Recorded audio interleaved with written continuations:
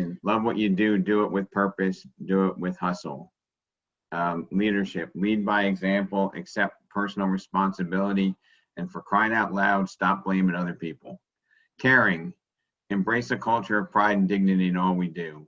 Accountability, own the results. Abundance, one of my favorite, recognize the unlimited possibilities. Innovation, evolve, embrace, and be an industry catalyst for change. And leverage, maximize results and build businesses that serve agents and clients by using the talents of others to better serve and enjoy a work-life balance. That last one, work-life balance, is something that is really important to me this year to try to, share with everybody how to get that, a little bit more of that into your lives.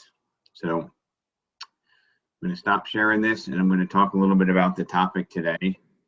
And basically the topic for today is the confident listing presentation. And I'm going to start by saying, if you're not confident, then it's unanimous. You're not getting the listing, because who's going to follow you if you don't first believe in it yourself? Does that make sense and resonate with everybody? So if you don't have the confidence in your presentation skills, then you're not going to win listing opportunities. It's just not going to happen. If you do, you find that you become luckier. And I say that tongue in cheek because luck is made. Luck is not a random event. I have a few notes I'm going to follow along here. In line with looking at, a lot of our competition, and when I say competition, I mean agents, companies, the latest and greatest, different concepts, iBuyers. I want to say that the sustainable advantage that we all have in this business is that we're here on a Friday morning when we could be doing other things, investing in ourselves, trying to learn. And I found this quote, which I really liked. It's the ability to learn faster than your competition may be the only sustainable competitive advantage. So basically, the ability to learn faster than your competition may be the only sustainable competitive advantage. I've heard that said in a bunch of ways, like even with like the latest and greatest software, like, software comes and goes, but your ability to learn and adapt is the thing that differentiates us from the competition. And that quote was from the CEO of Royal Dutch Shell, a very boring type of company, not a very high tech, they drill for oil. And that was a quote from him that seems to be his hallmark. So today's question is, the confident listing conversation. I think, we all understand what that concept is, but how do we win more listings? Let's break that down. Let's take that back a step. And I want to just, I want to throw that out there. How do we win more listings? And Glenn, in my Hollywood squares, you're in the middle, so I'm going to ask you that. How do we win more listings? Be prepared. Have a dialogue. Scripts. Okay. Have a dialogue. Scripts. My role is be last. Be last. So you have to get opportunities, right, before you can win a listing.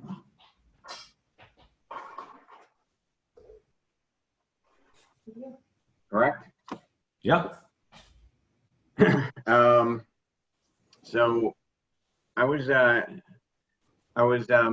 kind of plugging around with some things that were consistent with my philosophy, and these are some thoughts that I have that are just free flowing. Like on any relationship, if there's two people, and if there's us, and there's even if it's a consortium of sellers, like an estate where it's brothers and sisters, or it's a couple where it's a husband and wife, or whatever the relationship is, there's basically two voices there, right? There's the voice for us, and then there's the voice of the seller, the collective voice, the alpha or the decision maker on the selling side. Does everybody buy into that? Somewhat, yeah? It's like 50-50. So we are, by definition, we're half of that interaction, we're half of that relationship. And I don't know who had coined this, but there's half prospects, which is an acronym, HALF, and then there's ELF prospects. And you might want to, take a note and write this down because it's going to change the way that you think. A half prospect is hard, annoying, lame, and frustrating. Okay. Have we ever been to those type of prospects? They're difficult, they're annoying, they're lame, and they're frustrating. Can I shake your head? Anybody? Yeah. And there are ELF prospects, which are easy, lucrative, and fun. Have you had a recent experience where you've had a client that was easy, lucrative, and it was actually fun to work with them, right? So those are like the two extremes. Okay, and then there's a third one, and it goes by the same acronym as HALF, and it's kind of appropriate, but it's hard, annoying, lucrative, and frustrating. We've all had those pain in the ass transactions that we knew going in that we could make money, but we knew it wasn't going to be easy. Raise your hand if you've had those as well, right?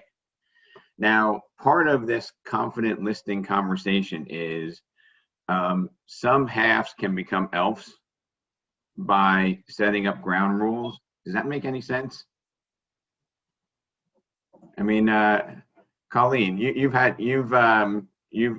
consulted a lot of real estate agents in your career, right? Is a seller destined to be difficult, or do we, as their representative, have a tremendous amount of influence on where they fall? We have a tremendous amount of influence on where they fall. It's up to us to set the right expectations, explain the process. Sometimes you have people that are hard and annoying and frustrating.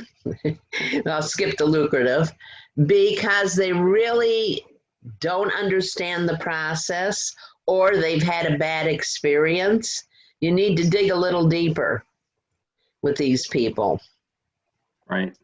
And there are some people, Colleen, that I'm going to say just by nature are going to be nitpicking. Nothing's ever good enough, right? And that's part of the business that we're in. But some of the people, they basically just need to have a clear understanding, and they need to have somebody who is confident, not arrogant. This is not the arrogant listing conversation. Oh, no. This is not the arrogant listing presentation. This is, the words I chose are specific and strategic. The confident listing conversation, okay? So, we're not talking down to them, telling them what to do. We're not arrogant. Our confidence is not one way, and it's conversational. And I think that influences how people react and respond back to us. So I'm going to dive a little bit deeper, and I'm going to, who's had 2 or less listings in their career? Okay, Carly, you're going to unmute yourself for a second. All right. So Carly, what's one of the biggest challenge, like if you were to get a listing appointment, what goes into your head, being less experienced doing listings? I'm not worried about speaking with people. I think for me, it's more of the initial contact. I always get a little crunched up and nervous. And you think, and you get nervous because, I'm going to just peel back. Why do you become nervous? It's just in my own head. It literally is fear in my own head. It's partially because you haven't done it 100 times. Is that part of it? I think so. Probably the comfortability aspect of it. Yet there are some people that are more comfortable on their 3rd listing appointment than others on their 33rd. Would we all agree with that, right? I mean, and so I'm also a teacher, and you would think after 13 years of teaching that every year would be easier, but every September, the nerves all come back again because you never really know what you're going to get. But once you get into the swing of things, you're fine. So I think for me, it's just going out there and actually getting into it. So how do you prospect, or do you actively prospect for listings right now? All right, awesome. Actually, this is really great because Christine and I teamed up and we were doing some farming or Fsbo phone calls. But we have a couple of different farms going on. So I'm doing the rotation that Maria set up with us. So postcards, emails, phone calls, door knocking, and flyers. So we have that going. In our farms, we also picked up my neighborhood, and then I'm kind of piggybacking. My husband owns a pool company, so I'm utilizing his customers so they know his name, but start recognizing now my name and my face. And then Fsbo and expired calling. And how long have you been doing that? Well, I'm more so. Yeah, it's new. So the neighborhood and the customer piggybacking, literally this mailing's going out probably in about 2.5 weeks. And the farm, this is, I think, our second, we're kind of like a month and a half into the rotation. So we did a couple mailings already and my emails are going to go out today. Fantastic. Well, first of all, let me compliment you on the initiative. And I want to, the home warranty guy is applauding. So I want to talk to you about, mindset and consistency.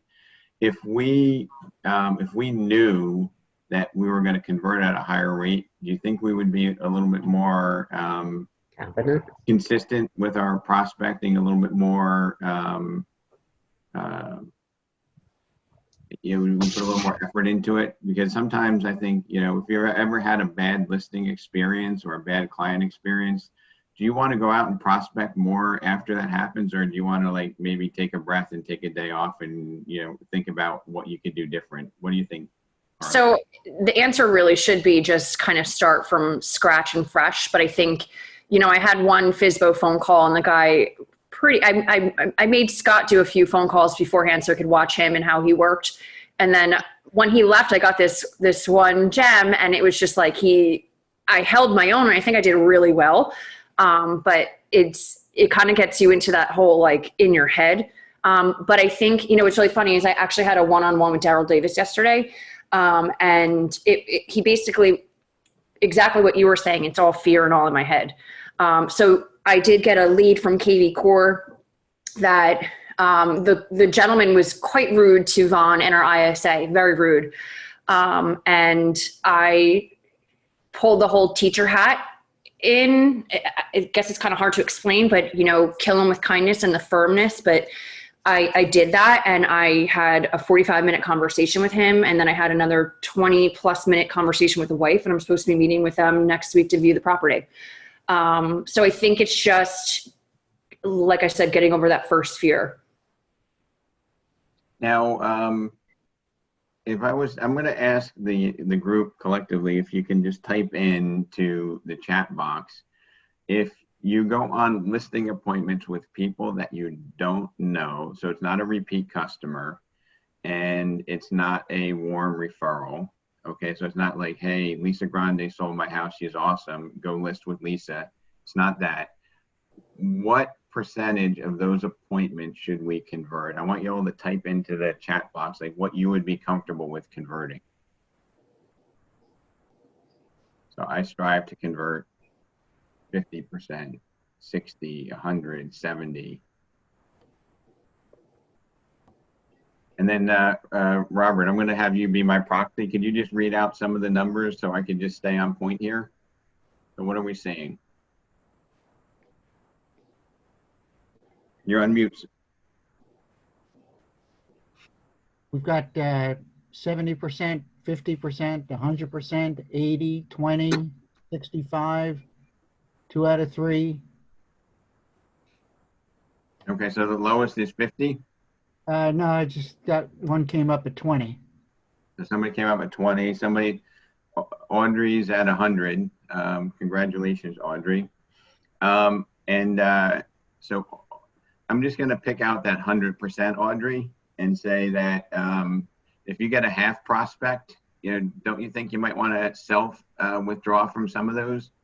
I don't know if Audrey's got access to unmute herself.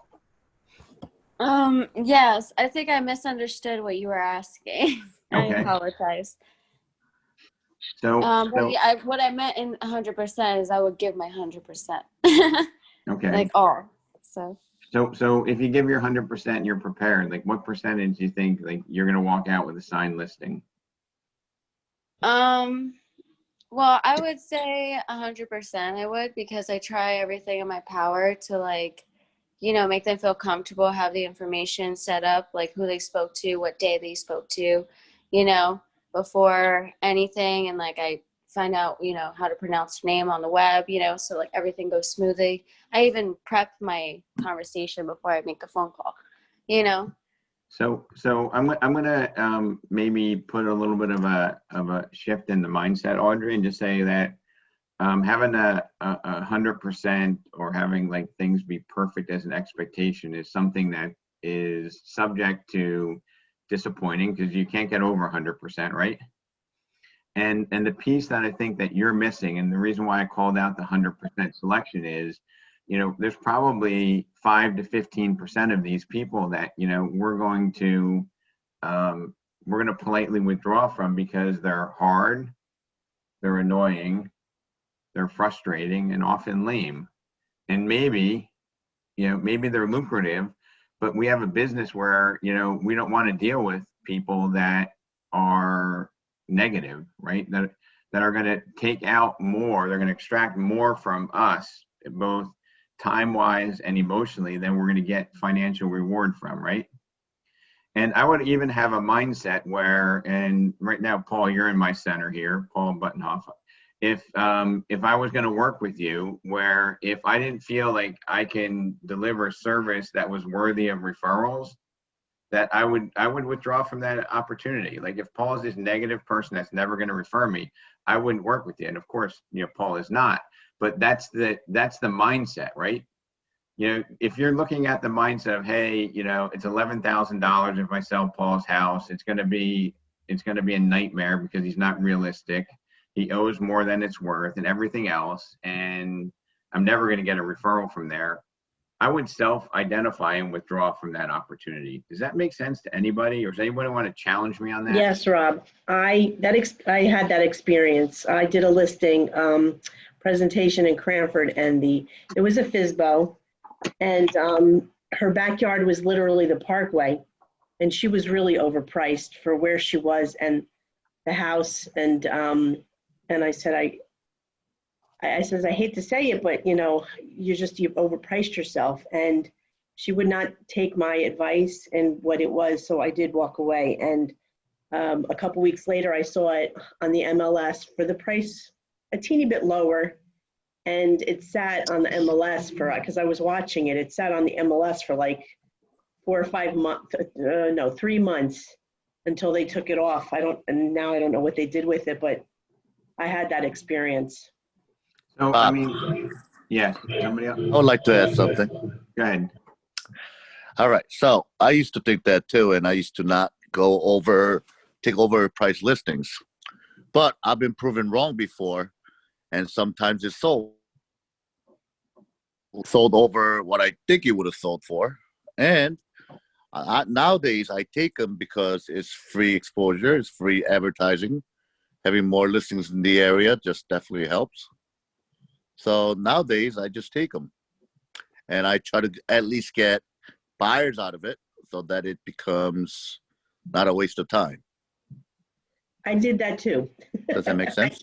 Yeah, no, Eddie, it totally does. And our conversation here is even transcending maybe the short-term imbalance of inventory. But if you've been in the business for a while, you probably have, or you may do in the future, take a listing where, and I don't know if you've ever had this experience, Eddie, when the seller's calling you, you're like cringing. Have you ever had that experience where It happens?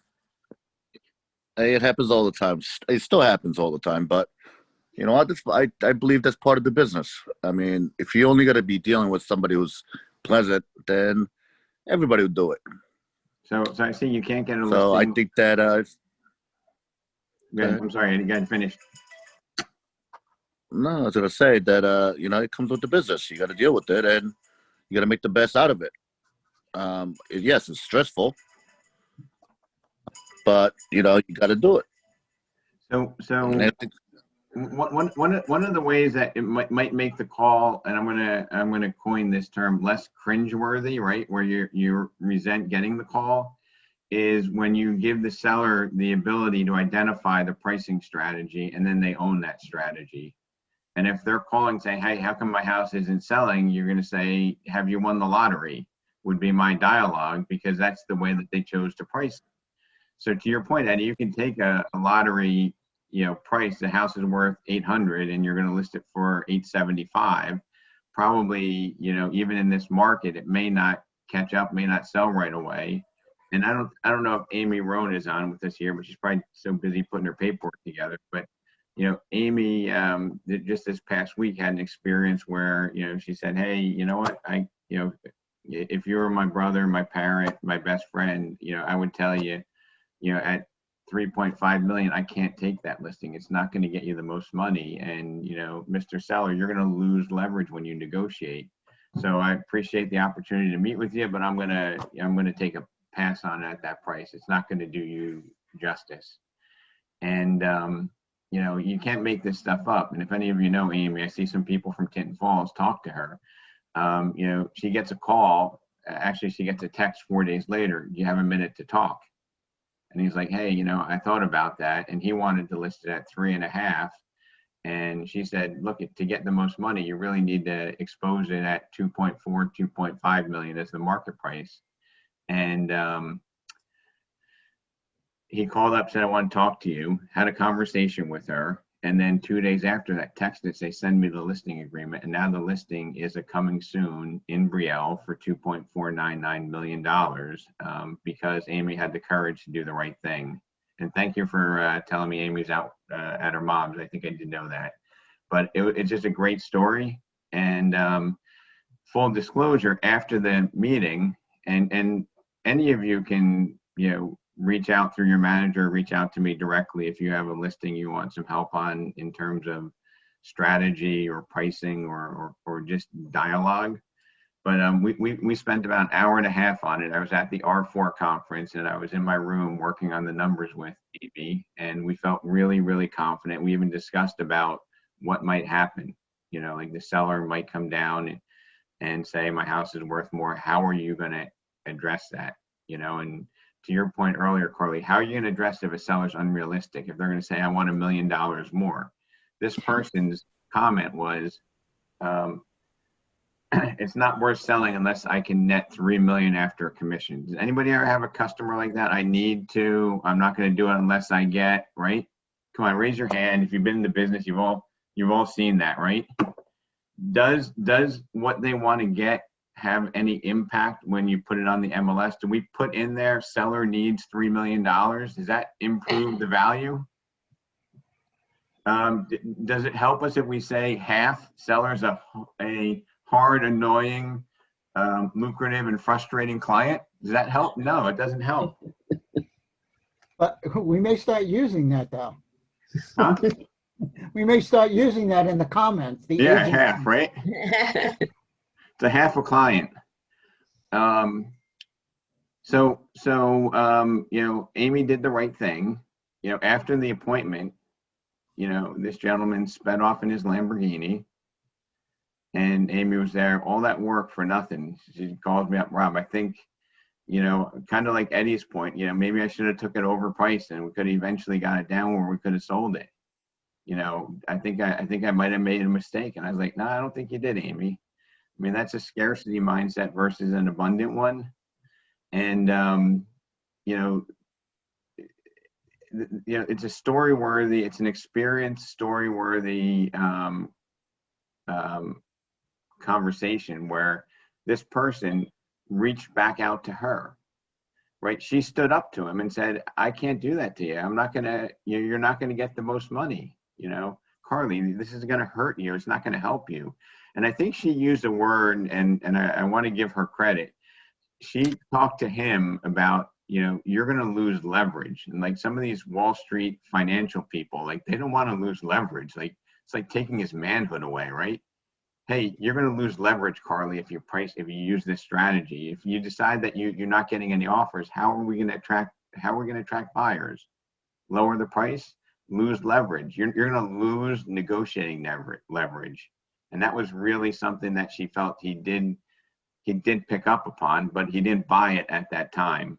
So I don't, you know, it's a great experience. But I'm going to go back to my my presentation. The foundation of all confident listing conversations have to start with appointments, and you don't get any appointments unless you prospect, and you don't prospect unless you're confident you can convert the listing. Chicken and egg theory, everybody follow that? Like if you knew you'd get 80% of your listings or 70%, I think we'd all prospect a little bit harder. Can we all kind of buy into that, right? But at some level, we have some apprehension about our ability to convert. And spending an hour or 2 or 3, however much time you spend for a listing presentation, to go out there and then to lose that listing presentation, does that reinforce doing that process again? Carly, our teacher, if that happens, does that reinforce going out there and doing it again for most people, or do they just get? I would say typically no, but that's not how I teach my students. I always say kind of go over the obstacle and keep trying. So like a great example is if a kid comes into my classroom and they're ready to take a test and they're like, Mrs. Smart, I'm going to fail this test. I literally kick them out of my classroom, out, come back in until they come back in with a better mindset. So I agree, but then I disagree because it's all about changing your mindset and having that confidence and knowing that you're going to succeed in whatever it is that you're going to do. So start fresh. So I look at mindset and teaching and what you're talking about, I agree with.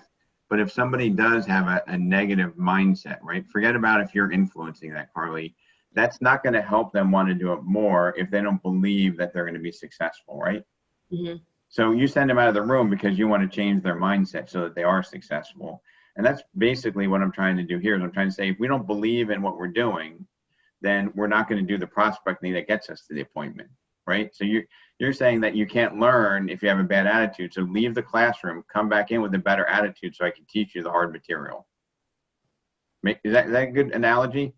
Yeah, I mean, it's more of like when they come in for a test. You know, I think for my kids, the way I teach them, it's all about, you know, being confident in whatever it is. I also teach a leadership class, and I always tell the kids, you know, dress how you want to feel. So if you come into class or whatever it is at work, and if you're having on your worst days, I tell them dress like you're going to be successful. So like I tell them, I'm like, when you see me wear a lot of makeup on and I have a blazer, then you know Mrs. Smart's having a rough day. So it helps change, like in my eyes, it helps change my mindset. So I just go in with feeling good about myself in turns reflects everything. So that's my theory. I mean, and I think there's so many parallels here to what we do, which, you know, and in my experience, Carly, the best real estate agents are not people from Wall Street. They're not business people. Glenn Baker, you're the exception. The best people that I've come across are teachers and nurses. For some reason, they tend to be. Colleen, you have a comment on that? Yes, I agree 150% or 200%. Teachers and nurses, because they have more confidence. And you're right, the attitude, the confidence is the key. And I think it's the caring too. Colleen, I think it's the caring that they extol. Like you get a sense that, you know, hearing Carly talk, you hear that she cares about her students, right?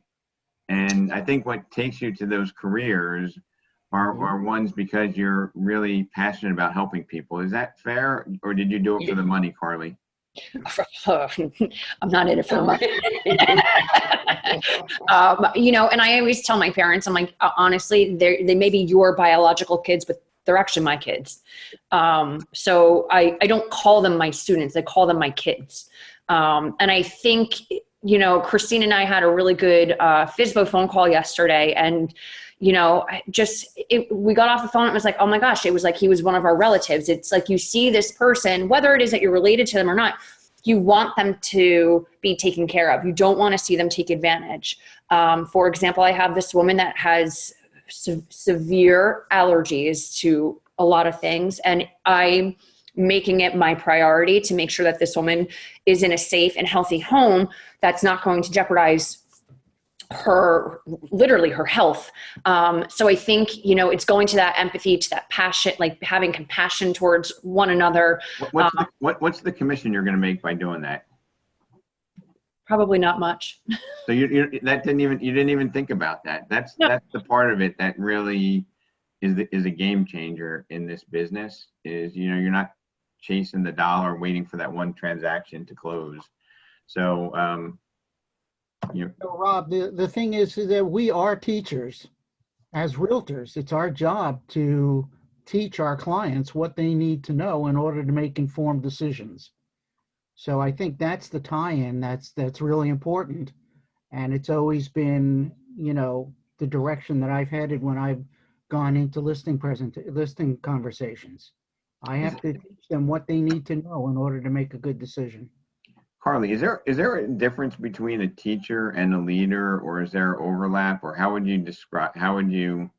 There's no difference. I see a lot of overlap. I think the foundation boils down to those keys of like being organized, being diligent, all those little things, and you're guiding your kids. My lessons in history, because I also teach history, I don't expect my kids to come out knowing all these facts and figures. I don't even want them to memorize them. My goal as an educator is to prepare them for the future. And I think that's what leaders do, is I'm here to guide you and give you all the tips and tools to be successful. So, here are my strategies. Here's the best way to stay organized, be responsible. One of the major things that parents either love me or hate me for it is the fact that if you don't give me your work on time, I don't want it. And most of my kids that go off to these amazing schools, or they come back to me and say, Mrs. Smart, your freshman class taught me accountability. It taught me how to do X, Y, and Z. So that way they're prepared. I don't expect them to come back knowing this is what happened in the War of 1812. That's just insane. And I think that's really the whole leader mindset, is making sure their team members or whoever is below them is guiding you to this path. And I think that's really vital. So I'm impressed. I think you've got a really great real estate career ahead of you, and I hope that I can kind of nudge you a few different directions that will help you realize your potential much sooner. If everybody can get a pen out, there's going to be a few things worth writing coming up, but this is not one of them. I just want you to listen to this part. Then I'm going to have you take a few notes. Would you prospect harder if you knew you can close 80% or more of your listing appointments with the right sellers at the right terms? Would you prospect harder if you knew, not thought, but if you knew you can close 80% or more of your listing appointments with the right sellers at the right terms? It means commission, staging, means pricing, right? Means avoiding the half prospects. Would you prospect harder? And I think most of us would, okay? And, I would shoot for, like that 80% close rate. If you're newer, maybe you want to lower it back to 60%. And I would realize that at least half, and this is half used different. This is not hard, annoying. It's not that acronym. This is 50% of those that you don't get should be your decision. Okay, it should be self-withdrawal, because I'm not the right person to help you. This is the Lisa Grande story. Like, you want to list your house for $70,000 more than it's worth, and it's a really difficult property to sell in the hottest real estate market in a lifetime. Okay, so you're going to self-withdraw from those because it's going to be a bad experience when that phone rings. Okay, you're going to be, I don't want to talk to this person. Okay, so the question is, are we going to behave differently if we knew we can convert 80%, and we knew that of that 20% that we lose, at least half of that's going to be our self-withdrawal. Now is where we get to the taking a few notes. So how do we convert the easy, lucrative, and fun clients, right? And this business can be fun, right? Come on, like, do you have fun times in this business, right? When things are going well, when you're helping somebody, and when they appreciate what you do, isn't that also fun as well as successful, right? Come on, Julio, I know you have fun. Raise your hand. Of All course. right. So here are the 4 P's to successful, sustainable listings. Okay. The foundation, like a home, is prospecting. We just talked about you won't prospect unless you have the right mindset and expectation. But prospect is your system to getting appointments. Okay, nothing more, nothing less. Like, you need to have a prospecting system. Could be the first app, it could be door knocking, it could be a combination of different things. Okay, it could be social media. Second P is presenting and communicating. Okay, and this is your conversation at an appointment. This is your rapport building skills. So first P, prospect. Second P is present and communicate. Third P, anybody want to guess what the third P is? Got to be patient. I was going to say persistence. No, you're in the right direction, but the third P Presentation. that was the second P. The third P is product knowledge. Okay, that's your ability to come up with a CMA, your ability to talk to somebody about how you can support your pricing model, your strategy, right? Your social proof for how this is going to get them where they want to be.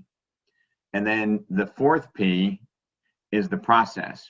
Okay, so the third P is coming up with the traditional CMA, right? And Colleen, I'm looking at you because you're in the top right of my screen here, but you probably taught lots and lots and lots of agents how to do a CMA, right? Yes. And what's the foundation of a CMA? The foundation of a CMA is good comparisons. Being able to, there's more to it than just the numbers and the pictures of the houses. Being able to guide your seller to see the differences. Let's say if they don't have their home isn't fully improved and there's another home that is.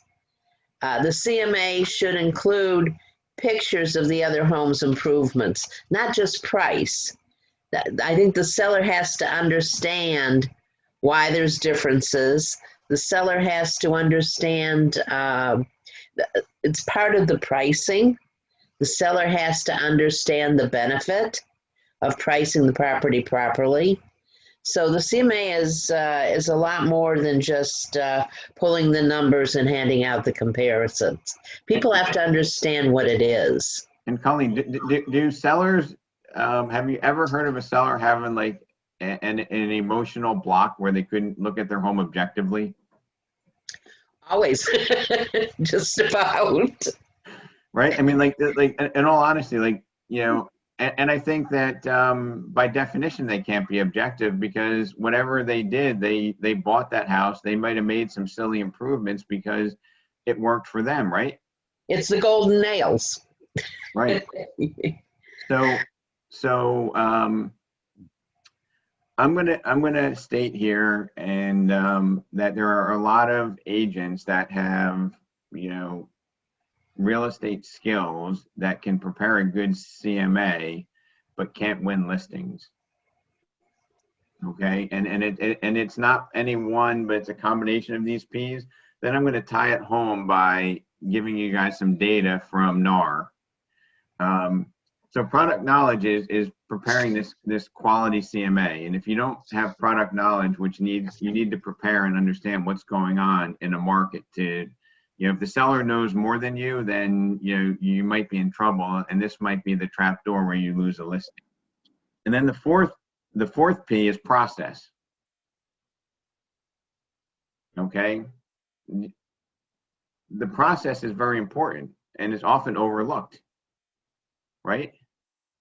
And the process is not just what's the market value, but it's like, how are we going to position the home, right? Here's the market, right? Are we going to position it in the middle? We're going to position it low. We're going to be an outlier over here, because there still are expired listings in the hottest real estate market that we've ever seen, right? So if there's still expired listings, that means that there's still people that aren't following a successful process, right? And to Lisa's point, if you price that home that backs up to the parkway that, you know, may even be a hoarder in it and may need a lot of work, if you price it right, it'll sell. So, you know, if the seller's unreasonable, you have to withdraw, but everything will sell at the right price. Everybody with me on this? So now we go down to the process, and this is where I think a lot of agents fall short, because they do the prospecting, you know, they probably are good communicators, they have the product knowledge, but they don't share the process and get the buy-in. And the process would be, you know, teaching them or sharing with them how to expose the home and how to get, you know, what they want by following the right procedure, the right process. And what Amy did very skillfully is, you know, talk to this seller that was a CEO of a company that, you know, was a very, you know, wealthy individual by all reasonable assumptions, and probably could be intimidating to a real estate agent, right? But she was like, hey, you know, you're going to lose your leverage when you're presenting the home incorrectly into the marketplace. And I couldn't do that to you. I don't want you to lose your leverage. So we need to make sure we adopt the right process. Let me explain to you the procedure and the process for how to do this. You know, maybe, can you demonstrate the process is irresistible to a seller? Okay. And if your process is the same as everybody else, you know, do you think that that's going to help us convert? Probably not. It's going to prevent you from losing, but it's not going to win the business. Okay. And process, I call this sales strategy, pricing, and the presentation. And the presentation is not the listing presentation, but it's the presentation of the home into the marketplace, right? And we've all heard you only have one chance or one opportunity to make a first impression, right? And if that home goes on the market, and let's say it's I'm just going to say it's a home in Tinton Falls for $550,000, and we have something deficient when we present it to the market, and it doesn't pop right away in the hottest market ever.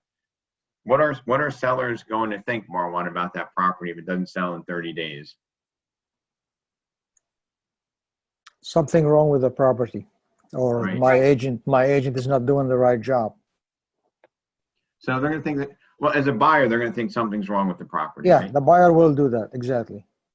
So what I've seen a lot of our real estate community do, and, you know, it's been some of us, and when I started out, it was me, is we go out there and we say, you know, Marwan, we don't want to do this because if it doesn't sell after 30 days, buyers are going to think there's something wrong with it, right? And we say all that ourselves. But the power is in saying, hey, Marwan, if we list your house and it doesn't sell for 30 days, what do you think a buyer is going to think about your house? The buyer will think something wrong with the house. There's something wrong, that's why it's not selling. Marwan, is there anything wrong with your lovely? No. So what strategy would you like to use when we present your home to the market? Good. Yeah, I would like to use a strategy that will have buyers come in the first day or two and view my house. Probably, from my point, if I am the listing agent, let's say, and I'm listing somebody else's house, probably I should list it within the market value, the fair market value, or a couple of percentage below market value to get action on it and to get more biddings. So what I would try to do, and Marwan, you're spot on, but what I would do is I would create labels that people can identify with. right? And the labels that I like are market value, which is the CMA everybody goes out with. And most agents are pretty good at doing CMAs. And Colleen, you know, as an industry, we've done a pretty decent job at teaching agents how to do CMAs. We've fallen a little bit short on the communication piece. So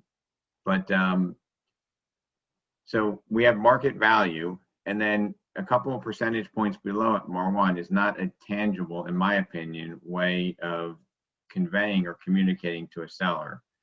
Something that to me seems more exciting is MAR1. We can price it 2 to 4% below the market value in hopes of getting an auction mentality and getting multiple bids. And MAR1, if we got multiple bids, what do you think would happen to the price? Probably the seller will get more money. The price will go up. Right. So when I ask you as the seller, MAR1, if we had multiple bids, what do you think would happen to the sales price? And every seller I've been out to, they say the price is going to go up. It's a very fine pivot from saying, MAR1, we need to price it a little bit below the market so we get more bids and we get you a higher price. Okay. Don't confuse those two dialogues. They're not the same. When MAR1 tells me if we price it auction style, we get more offers that we're going to net a higher price, that's MAR1's ownership of the process. It's not mine. I'm educating him to Carly's point, but he's making the conclusion, right?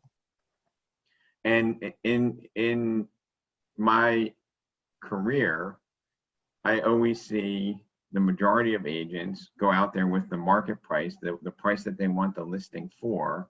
They go and they pitch for that. And when they pitch for that, Deb, if we pitch the market price, what does the seller normally think about their home? Is it worth more or less? More. More. So I have my price of 500. Deb thinks her house is worth 600. Michael Falgaris, where do you think that listing normally gets signed at? Middle. Huh? Right in the middle? In the middle, yes. And you know what, Michael? I see agents, they go like this. I got them down 50 grand, but it's still overpriced. So if you use the communication skills like I did with MAR1 to communicate the process, all right, because more activity equals a higher price. And you might think that the market is so hot right now that, hey, you can do whatever you want, but getting them to price it better, if you fail at getting the activity right now in the hottest market, MAR1 just told me that if his house doesn't sell in 30 days, people are going to think there's something wrong with it. So now does MAR1 want his house to be on the market as a seller more than 30 days? It's not a no, it's a hell no. And that's the process, folks. That makes sense? Yeah, Rob, I have a quick question here. I've seen houses in Florida, all of the houses are overpriced and they sell in a day. Sometimes, they pay even more, So then Marcos, they're not overpriced then. If people are paying more consistently, then the market has shifted. Okay, so what you're using is maybe old data to determine what your perception of value is, because the value is what the business is transacting at. Does that make sense? Yeah, it makes sense, but that's what we are seeing here. Market is so hot in Florida, So if I were Marcus, if I was in that environment where the market is like overpriced listings are selling, right? Okay, when we communicate to a homeowner that, you know what, Marcos, you really can't underprice a home, but if we take your home for 600 and we list it for $1 million, Marcos, do you think that that's going to sell? And if that concept works, why don't we list it for $2 million? And I think most sellers would realize that there's a limit to where you can go with that. Would you agree? And the magic is getting the seller to engage in the conversation, right? Not for us to say there, I've been selling real estate for 32 years here, Marcos. This is how it goes down here in Florida. They're going to kick your ass out the door, okay? Right. And you're not building rapport. Right. So we have only 5 minutes left. I'm going to stay for questions, but here's some interesting data, and I'm going to share this with you. What do sellers want from their agents? This is from NAR, okay? And I'm going to put this out there. There's negotiation. Like, what do you think the most desired skill is, or what do sellers want the most? And if you can put these in order of number 1 and number 2 and put it in the chat box before I spill the beans. But there's negotiation skills, there's being a local expert, there's communication skills, and then there's trust. So we have negotiation skills, being a local expert, communication skills, and trust. So if you can put number 1 and number 2 there, okay? Number 1 and number 2, what you think sellers want the most, okay? And yeah, just put 1 and 2. Like when you put it in, if you can put 1 and 2 together, that's great.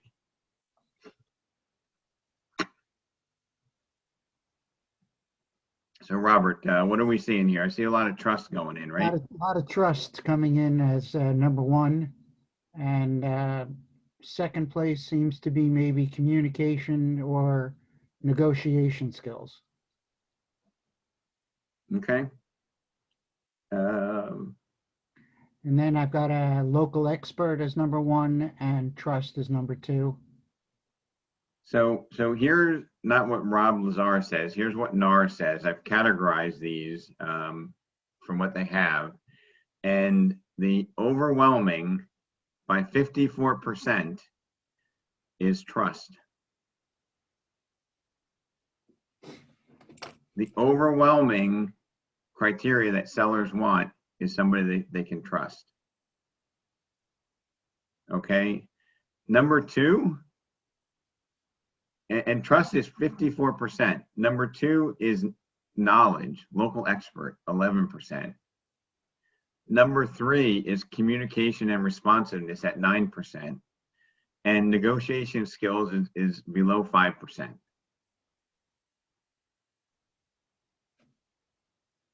Interesting, huh?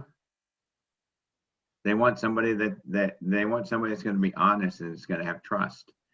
And one of the things that I believe that is inseparable from trust is I don't think you can be in rapport without having gained trust. Does anybody want to challenge me on that? Like, can you have a good rapport going if somebody doesn't trust you? They don't trust you, they're tentative. You're not in rapport, okay? And trust comes from knowledge, or trust comes from communication skills. Where does the trust really come from? Communication skills. Communication skills. Which is what Amy, I think how Amy really built that trust by walking away and saying, I really can't help you get what you, I want to be able to help you get the most you can. And I don't think I could do that. Well, I think we all get intimidated by, you know, is somebody going to ask me, you know, how many homes have you sold in, you know, White Pines? Or, you know, what's your negotiation skills, right? But that's not high on the priority list of the traits that sellers are looking for, okay? They want somebody that's going to be honest. And to be honest with you, you know, Michael, that walking away was the ultimate honesty, right? Like, hey, you know, I'm not going to take your money if I can't get you the best value. Can I chime in on that? Sure. So that tough appointment that I had, the phone call, I spoke with the wife, and she asked me, because I am new, and she said point blank, how many multifamily homes have you sold? Because it's technically a multifamily. I said, I haven't sold any.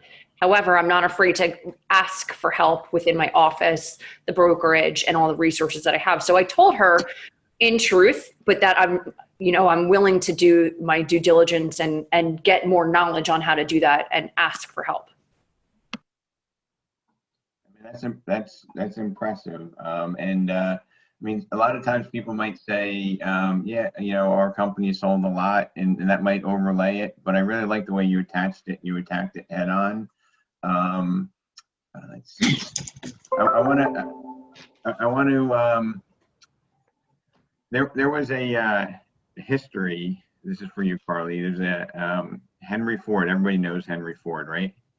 The Detroit Free Press had a battle with Henry Ford when he was building the cars, and they actually said that he was ignorant, and I think they might have used the term moron, but there was ignorant in there, and Henry Ford sued them.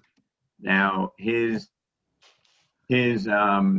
defense, when he got onto trial, they had asked him a lot of questions like, you know, Mr. Ford, are you familiar with the Revolutionary War? You know, do you know how many soldiers the British sent? And they asked a lot of like questions that you talked about that were really irrelevant. And at the time, Mr. Ford had his own Google. Okay, he's like, you know, counselor, I don't really know how many they sent, but you know, I do recall that there were a lot fewer that went back. And I have a button on my desk here. It was like the Google. I hit this button and it will summon one of my employees that will get me any answer that I would like. And like being at Remax, you have that button where you have access to the resources of, you know, 500 people at your fingertips, right? So the reason I mention that is, you know, don't be intimidated by the fact that you never sold it. And you must have been in tremendous rapport to keep them. A lot of times people would say, oh, you never sold a multifamily, I'm getting away from you. But there are a lot of different ways to build trust around that question without lying, right? Because if we're lying, you know, you can tell, most of us can tell when somebody is lying to us, right? And all these masterminds, we never encourage anybody to do anything that's even remotely close to lying because it's not consistent with our values. It's not consistent with the process. And I would never take a listing myself if I didn't feel like I can get multiple referrals from that client by doing a good job. And maybe that's a new paradigm for looking at listings. You know, instead of saying I'm going to take a half, and I have to look at what that is again. It's hard, annoying, either lame or lucrative, right? And hard, annoying, lucrative, and frustrating. Who wants to be frustrated by somebody that's annoying, right? That's not something that's going to motivate us to do our best in this business, okay? But if we can change some of the people that are annoying by, you know, engaging them through quality conversation to be elves, right? Easy, lucrative, and fun because they trust us, right? I mean, do you think a lot of people are hard, annoying, and frustrating because either we haven't set the right expectation or we haven't built that foundational trust, right? Do you think that's a good piece of the hard, annoying, and frustrating people are because it's on us, right? We stop blaming others. It's basically, what did I do wrong, right? And maybe there's 10% that you're never going to please that you might want to walk away from. Rob? Yes. All this is so important, but it brings back something with speaking with honesty, your communication. That's respect. And I think the client respects you most when you are honest and you have open communication and where you don't hide anything. And I think there's a sense of respect there as well. Yeah. So Maria, I appreciate that comment. And I would say, like, imagine if you lived your life like whatever you did was on video and that you had to be proud of what you did. Right? So like after the fact, you told a white lie that you used to influence somebody to work with you. And then, you know, they play that later on and say, well, you weren't completely honest with me. Right. Like I'd rather not have the business because I live in an abundant planet, right? There's so much other business out there. And you have no idea how much more business you might gain by just saying, hey, you know what? To be honest with you, I've never sold a 2-family, but you know, I have access to the greatest team that I've ever seen. And, you know, I'm going to work really, like, that's just thrown out there, it's not an objection unless you make an objection. You start talking about it and you start to have body language like, oh, they got me, right? I never sold them. I never sold a 3-family in Keyport. Like, have you ever sold a multifamily in Keyport? Like, I mean, it's kind of ridiculous, but like if you respond like you're deflated, oh, got me, man, I'm done. But if you're honest, like Maria, like, you know, I think, you know, people know that and they really appreciate it. And you're saying, hey, you know what, Maria, if we, you know, if my services don't exceed your expectations and, you know, you don't give me a 5-star review on Zillow and refer the next 5 people you hear say real estate to me, I'm going to be extremely disappointed, and this would have been a bad decision for us. So if you feel comfortable that, you know, I'm the right person to work for you, you know, let's continue the conversation. If not, you know, I'm going to withdraw, you know. And if you've ever been on a listing presentation with me, you know, I phrase it like, hey, we're going to have a discussion to see if we're a good fit. You know, if I can help you accomplish your goal and we're a good fit together, right? And I have notes for this. I'm going to send the notes out. The recording takes a couple hours to download, so it doesn't come out to you right away. And are there any other questions that you have? And I have one. Go ahead, Colleen.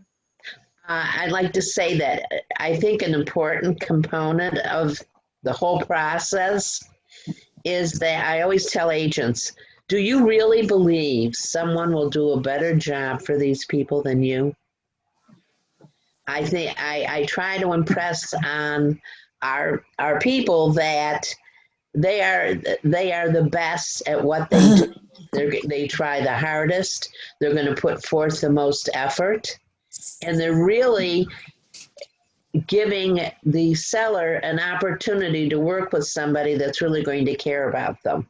And I think when you instill that and you really feel that you're the best person to do this, it leads you to have a much more positive attitude going into the listing.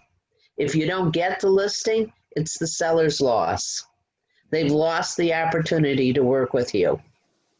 And I think, you know, go ahead. I'm gonna give everybody one bonus tip, and I'm gonna stick around for questions. But here's an experience that's about a month old. One of your colleagues had invited me to go on a listing conversation with them, and it was in the town of Orange. Okay, and the reason they invited me is because the seller had a unrealistic expectation about the value of their home. I know that's hard to believe, but it's true. Okay, there was a flip 4 doors down. I think ours was like 104 and this one was like 116 that sold. This one sold 2 months before our listing appointment. That house sold for $599, and this house was worth probably $499. Okay, and they wanted to list it for $600. Now I'm going to share with you how I addressed the whole conversation. First off, and this was not something that was planned out. It was just something that occurred based upon the conversation, right? These people had been there for 23 years. They were familiar with the house that sold. I'm like, hey, you know, Mike and Mary, are you guys familiar with, you know, 116 that sold? Oh yeah, I saw that property. You know, they did a fantastic job. They renovated it, right? And I'm like, do you know what it sold for? He's like, no, I think it probably sold for around 6 or maybe a little bit more. I'm like, very good, it sold for 600. I'm like, had you had an opportunity to take a look at it when it was in an open house? He's like, yeah. Can you tell me a little bit about it, right? And he's like, well, this is the famous quote. Basically, it's the exact same house as ours, except for, you see our kitchen there, Colleen? They actually blew the kitchen out an extra 12 feet and put a breakfast nook, and they have this beautiful sliding glass door to the backyard. And I'm like, so was the kitchen like Home Depot grade, or was it really well done? Oh my God, it was well done. Like, what else did they do? Well, the 3 bathrooms were all completely redone. And he described it to me, right? And I'm like, was that like, you know, builder grade, or was that nicely? It was beautifully done. And I'm like, did they paint the side? No, they put hardy plank. Wow, okay. And then anything else? Oh, they redid all the windows in the roof. Okay. And I'm like, so sold 2 months ago, they blew out the kitchen, they did this, they did that. How much do you think that would have cost? He's like, I'll bet you it was at least 100. And the wife's like, you couldn't do that for 100,000. That was at least 150. So then I go and I say, so do you guys have a number in mind for your house? And he goes, well, we were thinking 600, but I'm thinking that we probably have to start under 5. That's a true story, because I had him describe everything that was done there, and I just asked him, well, what do you think that cost? And he self-corrected the price $100,000 down without me having to say a word, right? Because he was through that house and he knew it. My value there was just getting him to realize that how he was in this emotional bubble about his own house and he wasn't grounded to what the reality was. And as we were going out the door, you know, he was like, I really can't tell you. I really appreciate how honest you guys were. And I'm like, I didn't even set the price. Like, we would have took it at $5.25, but we got it at $4.99. So that's an example of using some of the techniques beyond the Amy example. And I'm here. Any questions that you have? And if you know, I'm surprised more people don't take me up on it, either in preparing for it or in participating in the listing presentation. And you know, other techniques are, you know, even in terms of dealing with commission, because on the let me see, on the objections, you know, commission is really low on the reason why once you're in a listing appointment that you lose the listing. It's very, very low. It's very high in our personal anxiety level, but it's very low in the reason that we lose opportunities. Okay. And in the report I'm going to send out to you, you're going to see that, let me just go to the right numbers. You're going to see that most sellers, more than half of the sellers, only have one appointment. Okay. Rob. Yes, Mike. When do you know that it's time to say, and what do you like saying, to move from the presentation phase to the sign this paper and we're getting this on the market? I think sometimes I don't like to push people, but if you don't ask, you know, you lose the chance to be in front of them, and then you're back chasing them again. So how would you ask about, you know, closing on a listing? I mean, after I present everything, I would discuss the pricing strategy, and then I would say something like, "Do you want me to start listing this house, you know, next week or, you know, tomorrow?" Give them two choices and see what they say. So you know, like, I think the term is like a trial close, and the trial close might be like, hey, Michael, when would you like us to take the photography to get it on the market? Right, and then you get a sense whether or not you need to go deeper in the presentation. Right, they might say, well, you know, a week from Thursday, but we still have a few details to go through, would be like an objection that they might have. But if you say, hey, you know, Anthony, you know, when do you think I can get the photographer out here? We talked about a few things that need to be touched up. When do you think that'll be ready? So if we have the photographer here Thursday, and then we're gonna have the official listing date be Monday, and the open house will be Saturday on the 17th, great, right? And then you kind of go backwards and say, okay, so now that we have all that out of the way, our next decision is we need to decide how are we going to compensate the agent that brings us the buyer, right? Because I'm talking in the terms of we, right? And then I go, hey, you know, Michael, my fee is 3.5%, and you know, this is what I do, and that's kind of how you close it. And I think we all have this kind of like hard point where you're like, all right, now can we sign the listing? You know, Michael, have I done enough to get the listing? And if you say, have I done enough? They have a binary option, which is yes or no, right? Yes, no, or give me more information to get to a yes or no. Whereas the soft close is talking in terms of, you know, when can we get the photographer out here to do the pictures? You know, when would you like the first open, when can we have the first open house? Right? It's talking like we already have it.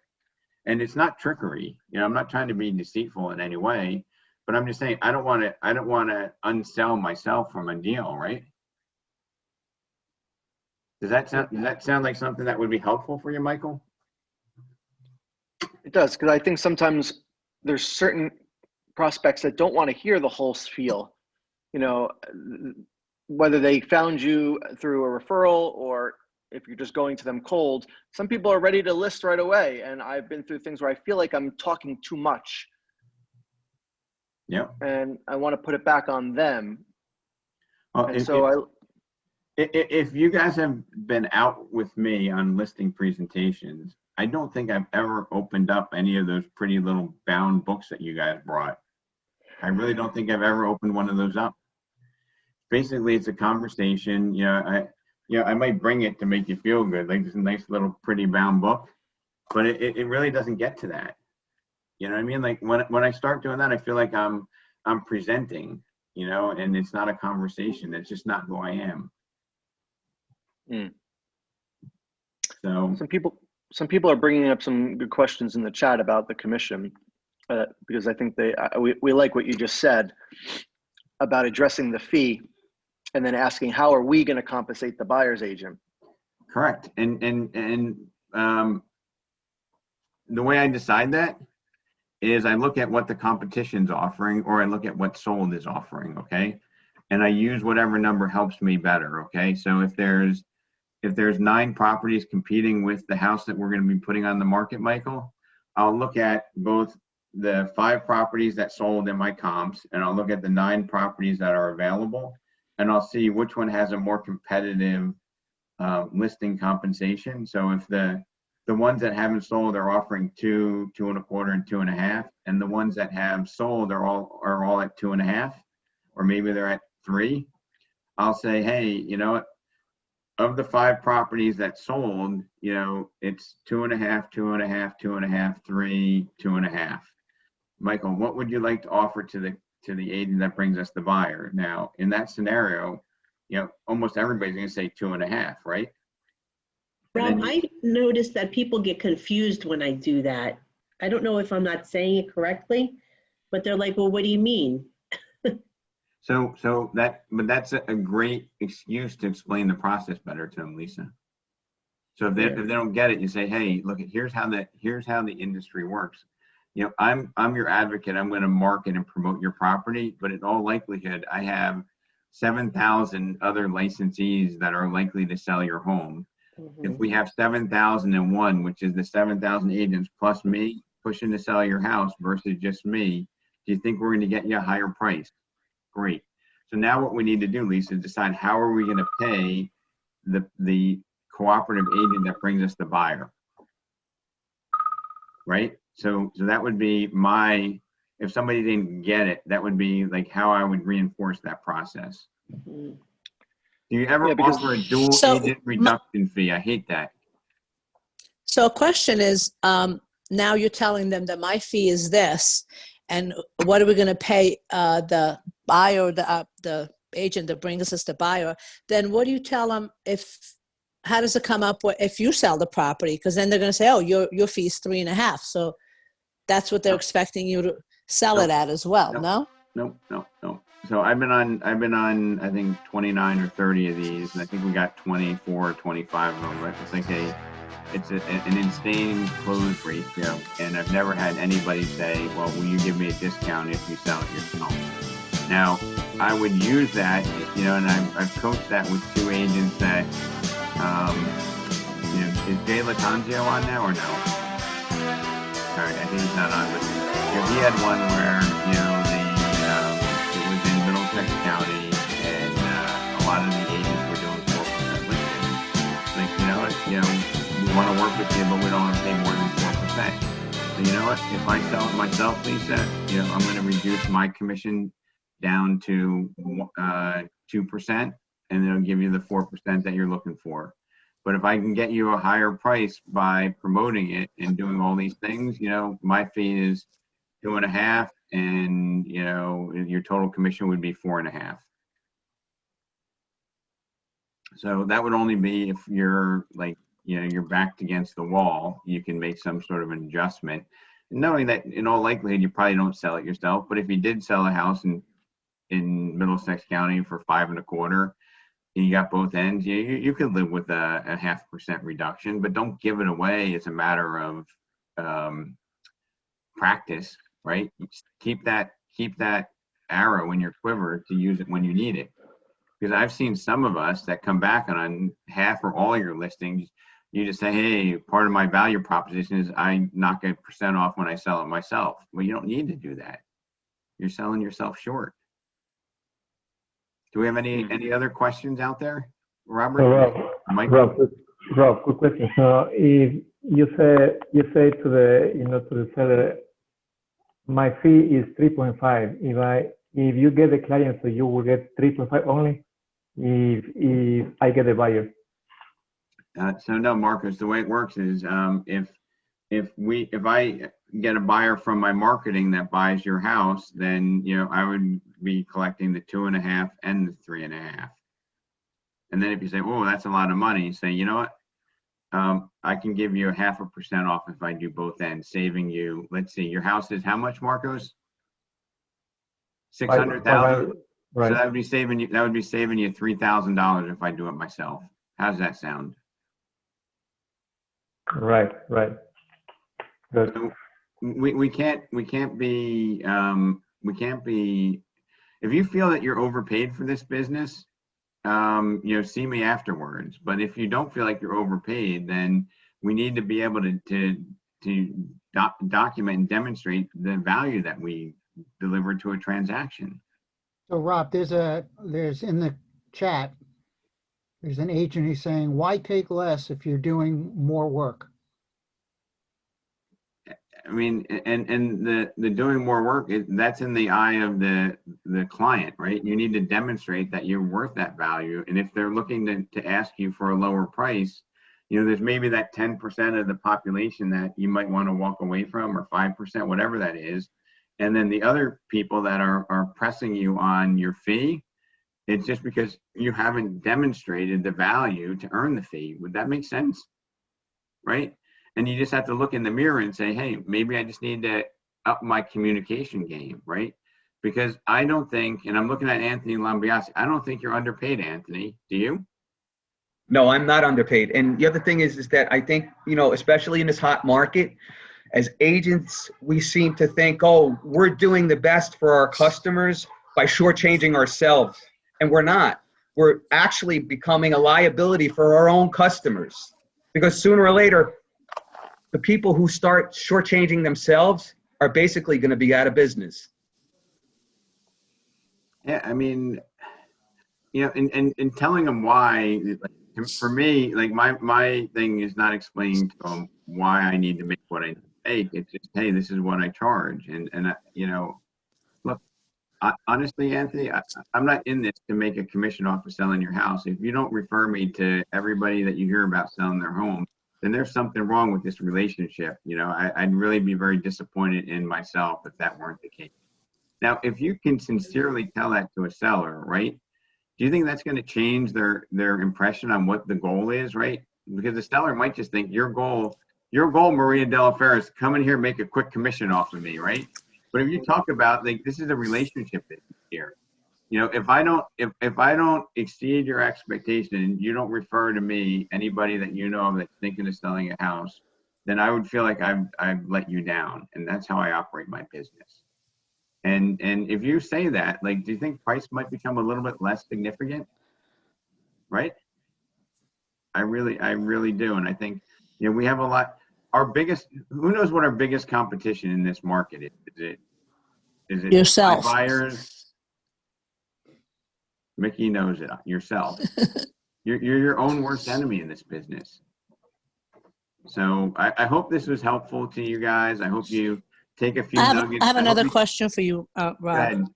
So Bergen County, most of the listings, and I don't know what the seller's agent fee is, but most of the buyer's agent, they offer 2%. Sometimes you see 2.5%. rarely ever seen 3%. So what do you think the listing agent's side is taking? Because, I can't see that. I don't know what that portion is. If they're 2%, what do you think the sellers are getting, the seller's agent? 2.5. So I mean, I don't think that there's any broad brush. I mean, it could be, it could be anywhere from 1.9 I've seen to 3.5.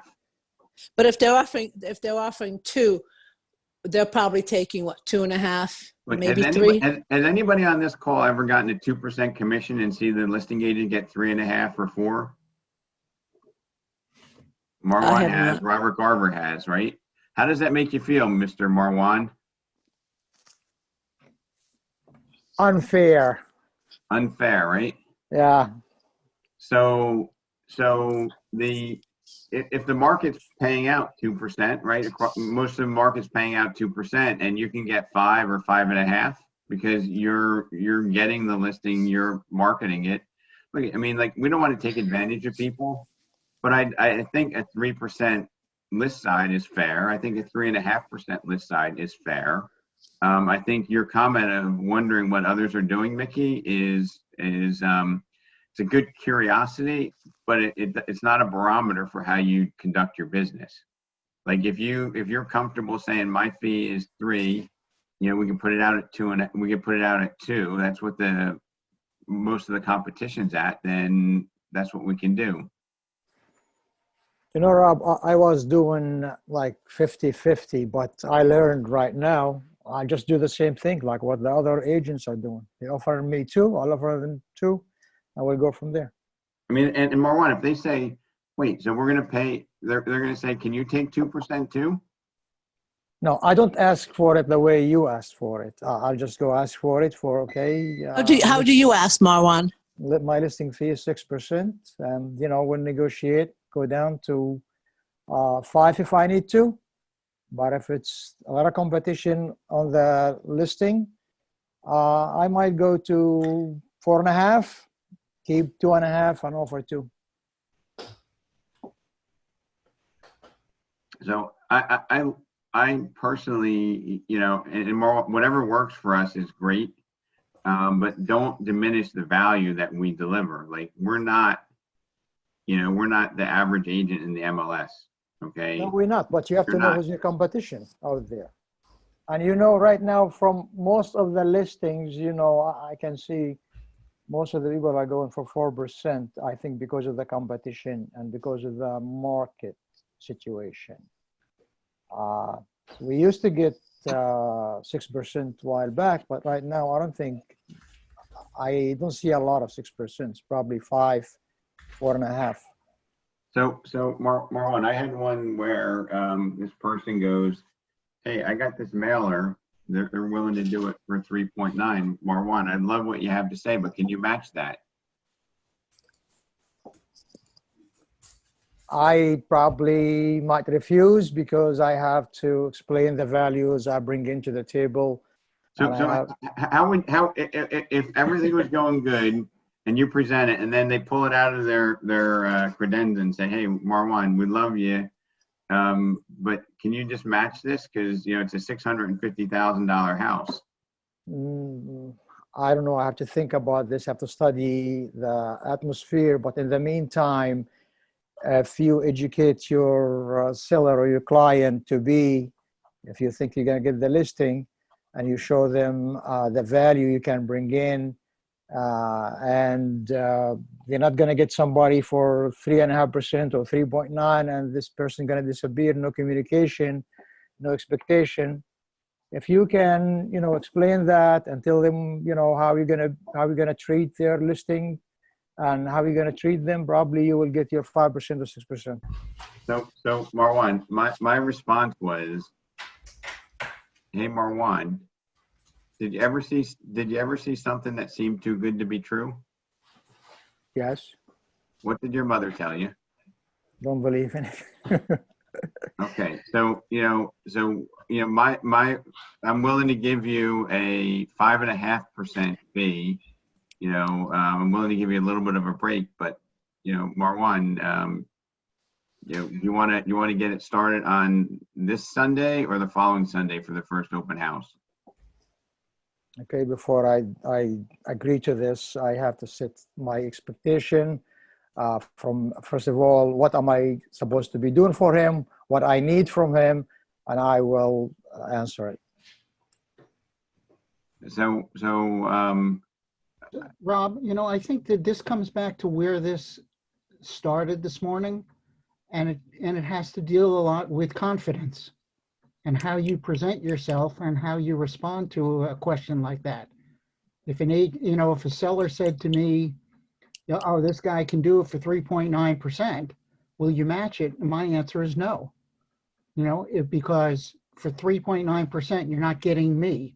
You're not getting an agent like me. You're getting somebody who's going to do the minimum, where I'm going to do the maximum. yeah, I mean, I think probably it's not so much about the words; it's about the confidence in the way that you address it. But I love to get, if you ever go on a presentation with me, you'll see that I love to get the seller to say, to overcome the objection themselves. Like, Marwan, did you ever see anything that seemed too good to be true? Yes. What did your mother tell you? Don't believe in it. It usually is, or don't believe in it, right? Yes, it's not true.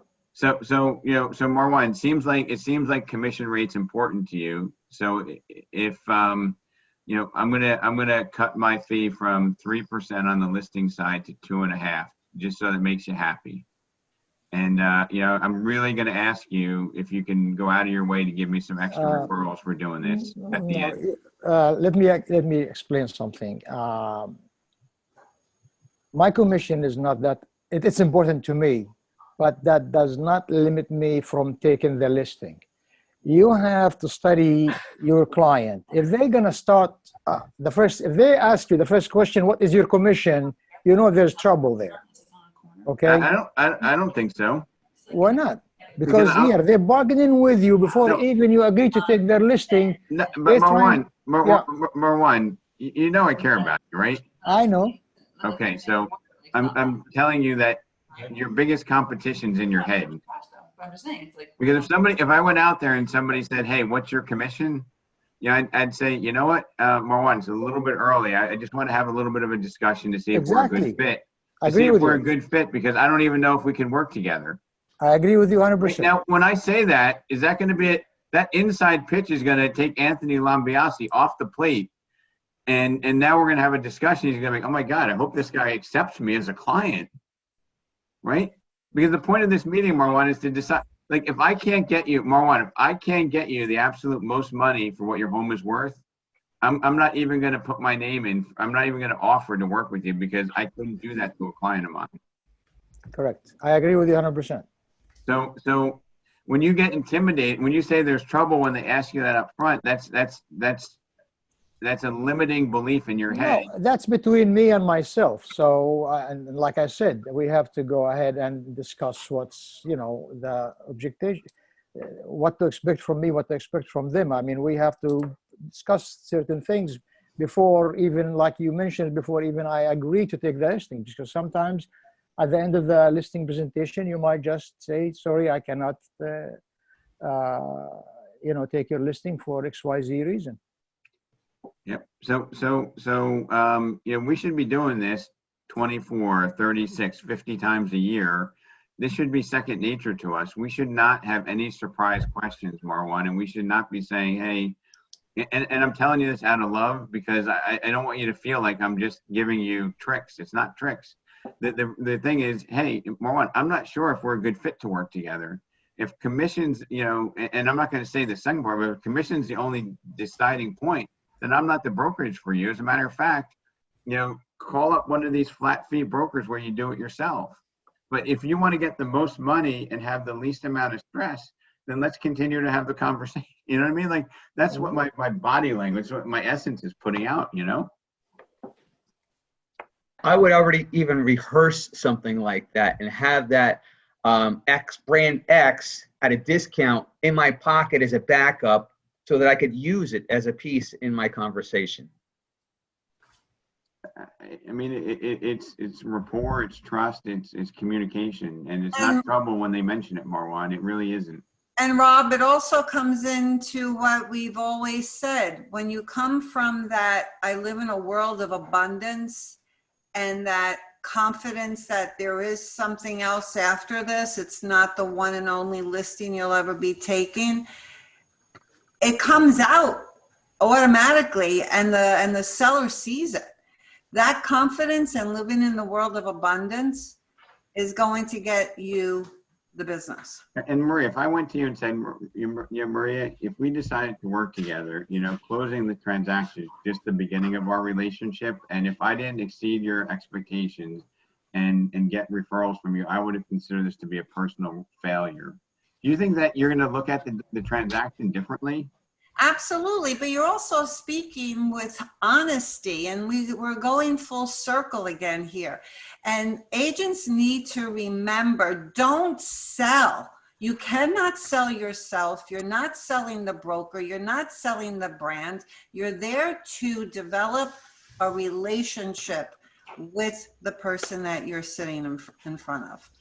So I can't thank you guys enough. I think this is awesome. I can go on for hours and days, but contact your manager, contact me if you need any help. I'm here to help.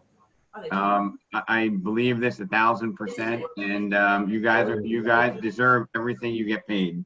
Rob, this is Arena Torres from Remax Lex. I have one question for you. I'm sorry, I know we have to cut it short, but how would you answer on sellers telling you, I have 3 more agents coming after you, and then I get back to you? And it's not lying. There are a few more agents coming for the listing presentation. And how would you answer on that? I wouldn't answer it. Nothing. I would say, when would you like to get it on the market? What day will it be? I'm not going to say, well, all right, I think we had a great meeting. When is your 3rd meeting going to be? We could schedule a follow-up. I'm going to be like, hey, I'd like to decide when I can get my photographer in here to do the photography, and when would you like the first open house to be, right?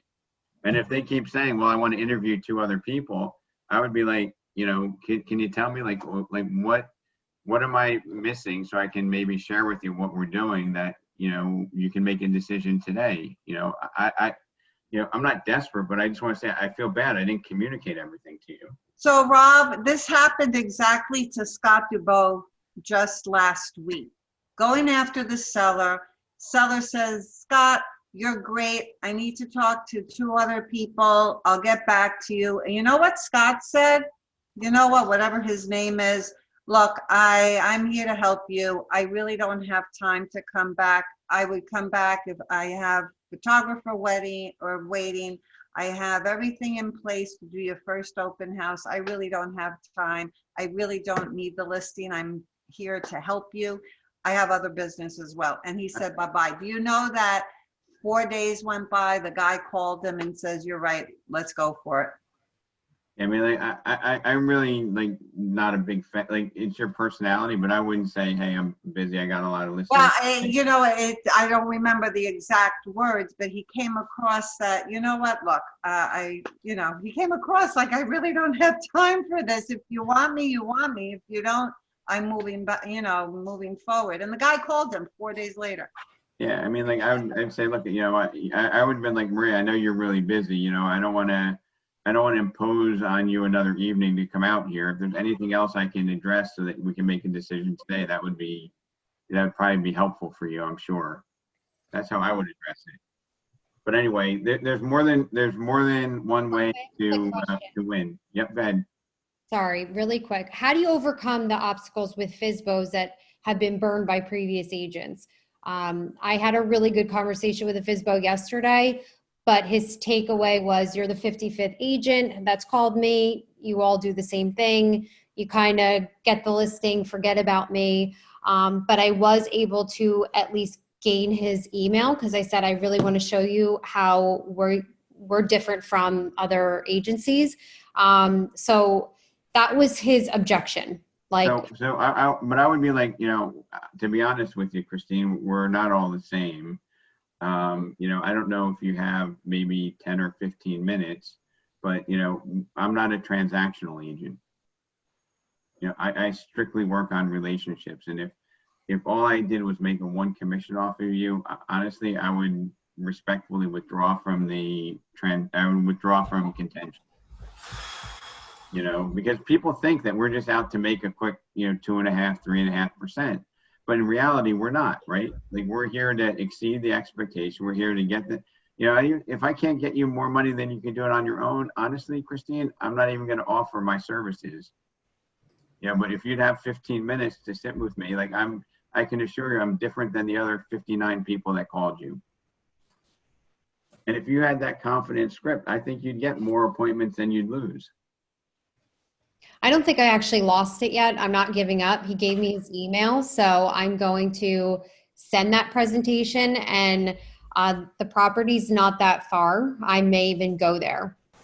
So what I would suggest, my advice to you, Christine, would be to print it up, knock on his door, hand it to him with a smile, and see where it goes. Okay. That's how I would go about it. But if you have any questions at all, you can reach out to me. I hope that I'm a good servant for you guys, and this helps with your confidence in your careers, and take me up on it. I'd love to go out and help you guys create experiences that are worth sharing.